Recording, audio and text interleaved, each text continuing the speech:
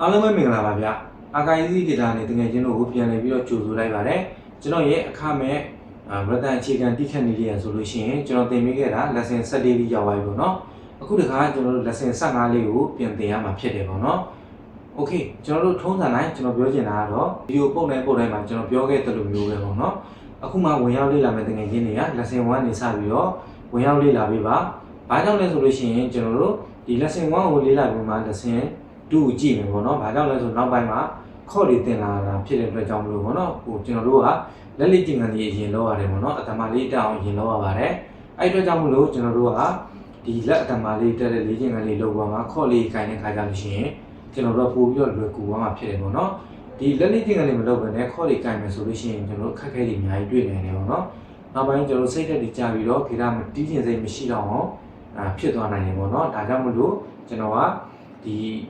လက်လေးချင်းကနေလေးအရင်လောက်ပေါ့နော်ဒီပထမဆုံးကျွန်တော်တို့ lesson 1ကိုကြည့်မယ်ကြည့်ပြီးတော့ lesson 1သင်ခန်းစာလေးကိုကြည်ကြည်ညက်ညက်လေးလေ့ကျင့်ပေါ်မှာ lesson 2ကိုကြည့်မှာဖြစ်တယ်ပေါ့နော်တကယ်ချင်းတို့ကဒီညမှာစိတ်မလောနဲ့ပေါ့နော်ဒီကတိကရန်စိတ်ရှည်ဖို့လိုပါတယ်အဲ့အတွက်ကြောင့်မလို့ကျွန်တော်ပြောရခြင်းဖြစ်တယ်အခုဆိုလို့ရှိရင်ကျွန်တော်ဒီမှာခေါ့လေးတွေသင်ပေးနေဖြစ်တယ်ဒီခေါ့လေးကကျွန်တော်တို့တချင်းတီးတဲ့နေရာမှာအများကြီးသုံးဝင်တဲ့ခေါ့လေးဖြစ်ပါတယ်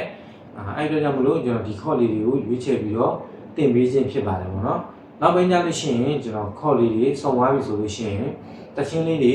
တီးနည်းလေးတွေကကျွန်တော်ဘယ်လိုတီးရမလဲဆိုတာတင်ပေးမှာဖြစ်တယ်အဲ့အတွက်ကြောင့်မလို့ကျွန်တော်တို့တငယ်ချင်းတွေ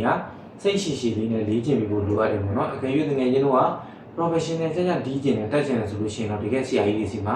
တွားပြီးတော့သင်တန်းတွားအပ်လိုက်ပေါ့နော်ကျွန်တော်ကတော့ဒီကိုတီးထားတတ်ထားတာလေးကို sharing လုပ်ပေးခြင်းဖြစ်တဲ့အတွက်ကြောင့်မလို့ကျွန်တော်လည်းအရင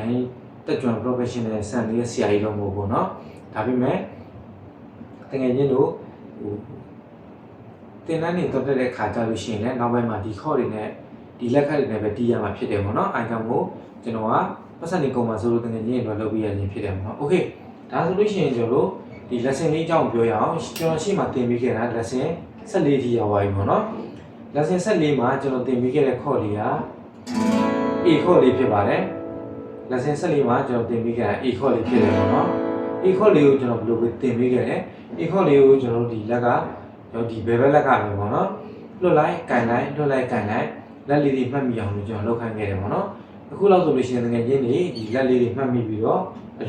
လွတ်လိုက်ကန်လိုက်လုံးနိုင်ပြီထင်တယ်ပေါ့နော်ဒါဆိုလို့ရှိရင်ကျွန်တော်တို့ကရှေ့မှာကျင့်ခဲ့တဲ့လိုမျိုးပဲပေါ့နော်အရှိရခေါ်တွေနဲ့ပြန်ပေါင်းပြီးတော့ဒီ lesson 15မှာလေ့ကျင့်ရမှာဖြစ်ပါတယ်ပေါ့နော်အဲ့တော့ကျွန်တော်တို့ဒီခေါ်လေးတွေကိုပြန်ပေါင်းပြီးဖို့အတွက်အရှိရခေါ်လေးရပါခေါ်လေးတွေဆိုတော့ကျွန်တော်တို့ပြန်ပြီးကြည့်အောင်အရှိမှကျွန်တော်သင်ပေးခဲ့တာခေါ် A minor ပြီးလို့ရှိရင် D minor ပြီးရင် D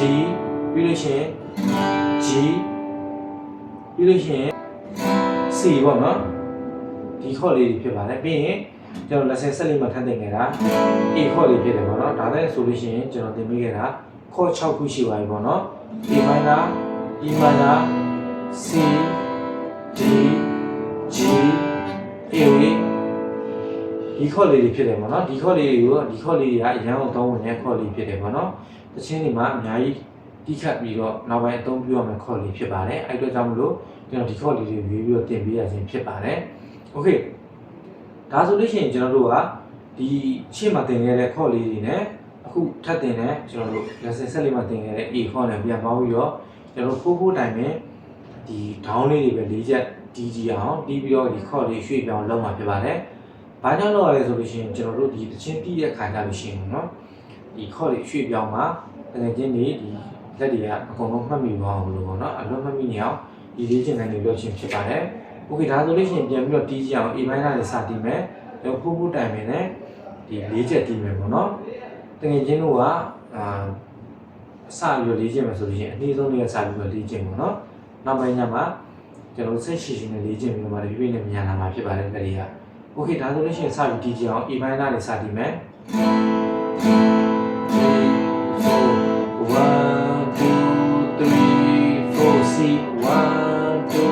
3 4 G 1 2 3 4 D 1 2 3 4 A 1 2 3 4ဒီခေါ်လေးဖြစ်တယ်ပေါ့နော်ကျွန်တော်စတီးပါတယ် A minor လေးစတီးပါတယ် အကယ်၍တကယ်ကျွန်တော်လေ့ကျင့်တဲ့အခါမှာ A မိုင်းကနေစမတီးပဲနဲ့ဒီ C ကနေစတီးလိုက်ရတယ်ပေါ့နော် C A မိုင်း E မိုင်းပြီးရင် G D A ပြီးလို့ရှိရင်ကျွန်တော်တို့C ကနေပြန်ပြီးတော့စတီးရလို့ပြီးလို့ရှိရင် G ကနေပြန်ပြီးတော့စတီးရလို့ပြီးလို့ရှိရင် A ကနေပြန်ပြီးတော့စတီးရလို့ကျွန်တော်ဒီခေါ်6ခုကို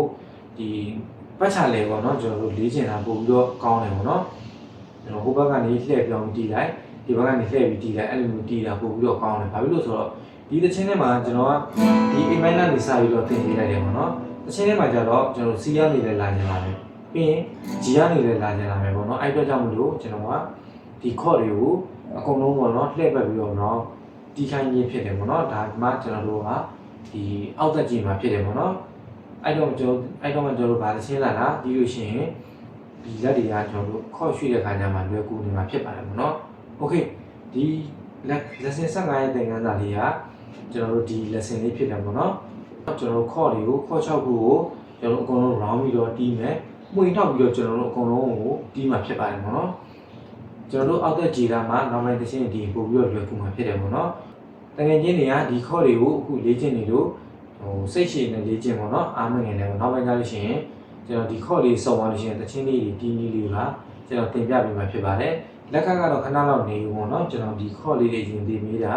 နှစ်ခုလုံးရောမတင်ပေးချင်တာနှစ်ခုလုံးအာရုံစိုက်နေရမှာဆိုလို့ပေါ့နော်ဒီခေါ်လေးကိုရင်တင်ပြီးတော့ခေါ်တစ်ခုတော့အာရုံစိုက်နေရတာပြီးရင်လက်ခတ်ပါရောပြီးတင်လိုက်လို့ရှိရင်နှစ်ခုလုံးကအာရုံစိုက်ရမှာဖြစ်တယ်ပေါ့နော်ပို့ပြီးတော့ကြံ့ကြာမှာဖြစ်ဆိုးတဲ့အတွက်ကြောင့်မလို့ကျွန်တော်ဒီခေါ်တက်ပြီးလို့ရှိရင်ခေါ်လေးဆုံးသွားပြီဆိုမှလက်ခတ်လေးကျွန်တော်တင်ပြမှာဖြစ်တယ်ပေါ့နော်ဟုတ် lesson 15ရဲ့သင်ခန်းစာလေးကဒီလောက်ပါပဲနောက်ထပ် lesson 16မှာကျွန်တော်ပြန်ပြီးတော့တွေ့ကြမယ်